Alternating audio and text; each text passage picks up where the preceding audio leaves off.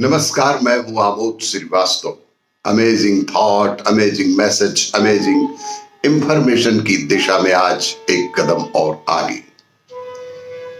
आज की इस दो चिंतन का विषय है श्रद्धा का महत्व और ओम का जाप।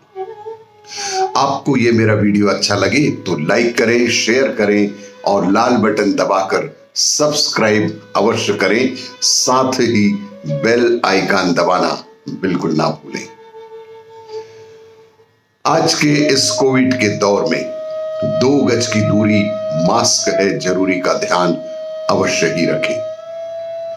आज के इस चिंतन का विषय श्रद्धा का महत्व। जीवन में आध्यात्मिक उन्नति के लिए श्रद्धा का बेहद महत्व है।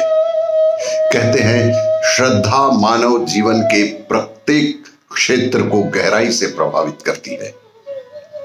गीता में भी कहा गया है कि श्रद्धा आध्यात्म क्षेत्र में सात्विकी और कर्म के क्षेत्र में राजसी गुणों को उत्पन्न करती है।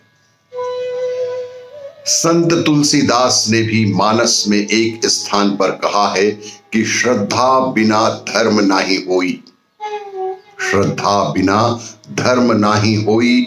भक्ति के क्षेत्र में श्रद्धा की ही प्रधानता होती है। श्रद्धा और विश्वास के साथ अर्जित ऊर्जा विलक्षण प्रभाव प्रकट करती है।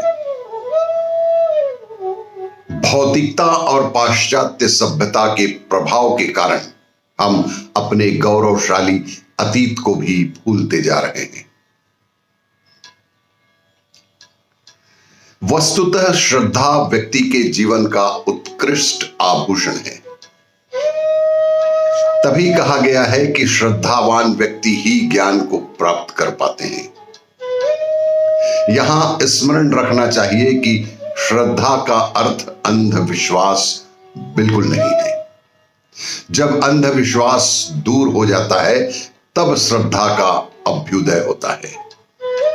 यदि वफादारी है तो लोग जो उसकी शान पर गुरु के संकल्प के लिए उसके सिद्धांत के साथ जी रहे थे, वे उसे छोड़कर भागेंगे नहीं। अपनी जान पर खेलकर भी अपने मालिक का साथ देंगे। श्रद्धा विश्वास ही है जो वहां से भागने नहीं देगा।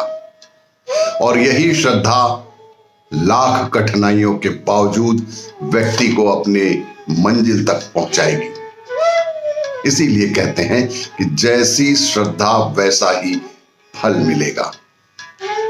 इस प्रकार ईमानदारी की कमाई ही शुभ फलदायक होती है और इस कमाई से किया हुआ दान सर्वपूर्णकारी साबित होता है। और हमारे जीवन में यही श्रद्धा का बहुत बड़ा महत्व है।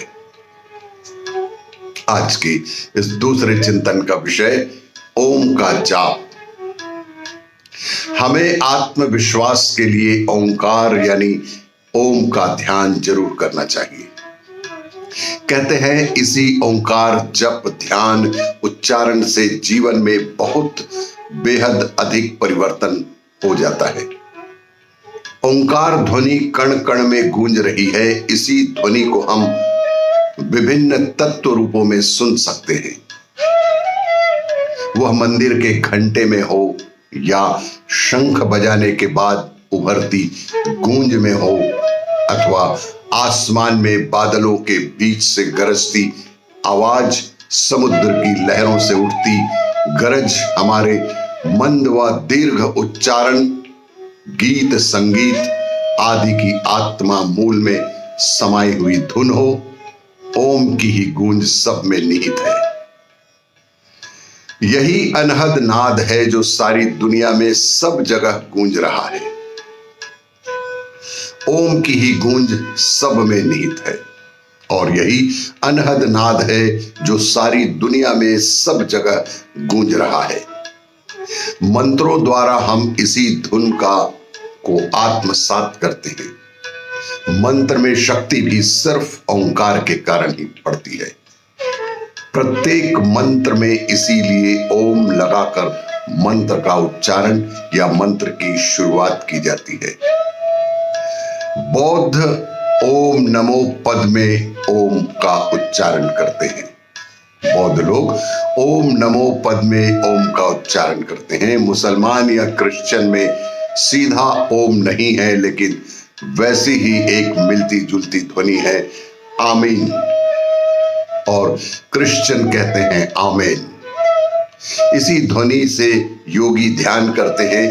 सच कहें तो ओंकार ही हमारे चारों ओर विद्यमान है। इसीलिए कहते हैं कि ओंकारम बिंदु संयुक्तम नित्यम ध्यायन्ति योगिनः कामदम मोक्षदम चैव ओंकाराय नमो नमः। अर्थात ओंकार बिंदु पर ध्यान से इस ध्वनि का उच्चारण करने मात्र से योगी परमेश्वर को प्राप्त करते हैं। यही ध्वनि है जो कामनाओं को पूर्ण करती है और मुक्ति प्रदान करती है, संपूर्ण दुखों को दूर करने की ताकत रखती है। इसीलिए दिन प्रतिदिन ओम का जाप अवश्य ही करना चाहिए।